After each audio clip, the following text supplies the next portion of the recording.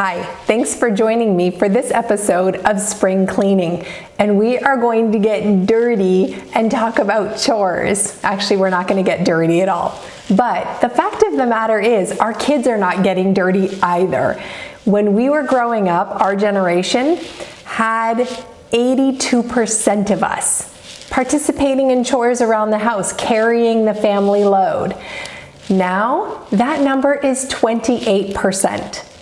So we are not requiring our kids to do chores nowadays, and there's many reasons for this. It could be that we don't want to battle with them.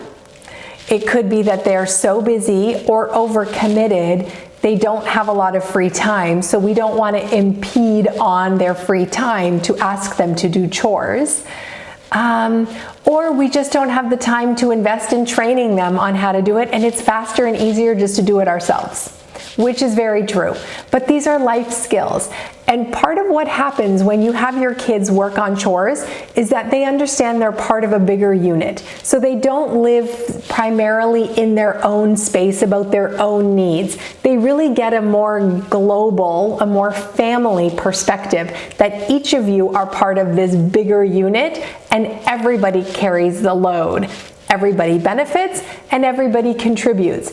And that really is a mindset shift for kids because they often think of only themselves, right? They often spend time thinking about their needs and their expectations and what they want.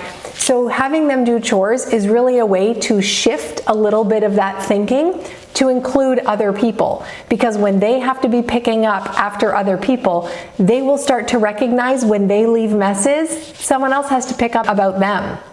And so it really does help grow their awareness and their consciousness in the family, and then it helps you carry the load, because really one or two people cannot keep up. We cannot keep up.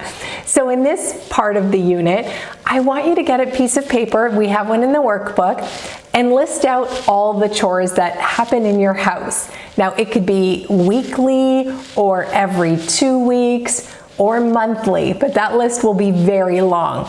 People who list out their chores weekly are at about 50 to 75 chores itemized, and it's everything.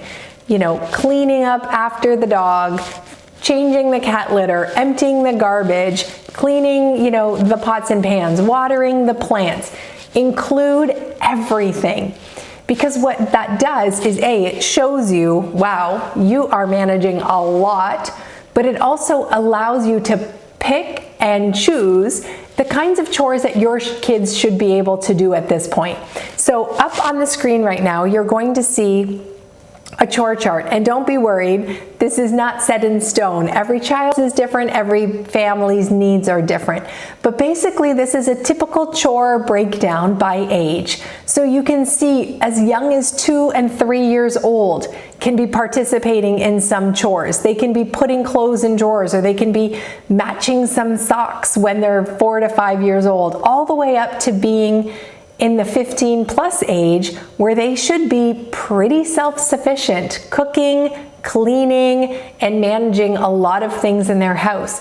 Because if you think about it, when they turn 15 and 16, they could be moving out of your house in 2 years, right? So knowing that you're sending them out into the world with all of these amazing life skills is kind of soul settling. You're not going to worry that they can't make anything other than toast, because they have spent their time with you learning how to shop for meals, how to prepare food, how to cook it, how to clean up after it, how to create balanced menus. That's all worked in. Now, if you have kids who are 12 or 13 years old and you're just thinking, you know what, it's too late to start, it's never too late to start.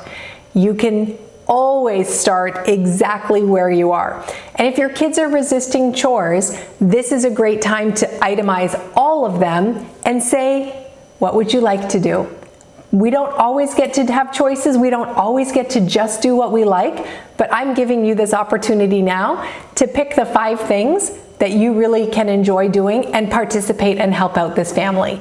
Because I can't be the mom I want to be or the dad I want to be if I am so exhausted doing this massive list. we all benefit and we all contribute. So how would you like to contribute? And oftentimes they understand, right? Kids understand that there is a give and take, there is a circuit of flow. And so giving them some control and some say in that is a really great thing. Now there are tons of games online. You can pick popsicle sticks, you can do chore charts, you know, in some sort of rotating algorithm. There's endless ways to do it. So really the point is you need to do what works best for your family. But I really hope it involves your children doing chores, because we need them to be fully functioning adults in 5 years and in 10 years. And if they've never mowed a lawn, that's going to cause them stress when they grow up and have a house and have a lawn and they aren't sure how to make it happen. So we want to give them the life skills to go out in the world and be successful. Because as much as we say we're raising children, we're actually raising future adults. So when you think of it that way, does a future adult need to know how to sew on a button? Probably. Do they need to know how to make things more than toast or more than macaroni and cheese? Yes, definitely. Do they need to know how to clean a bathroom so that it's germ-free? Absolutely, right? These are life skills. So brainstorm away, and then all the success in the world as you start divvying up the household labor. We'll talk to you in the next video.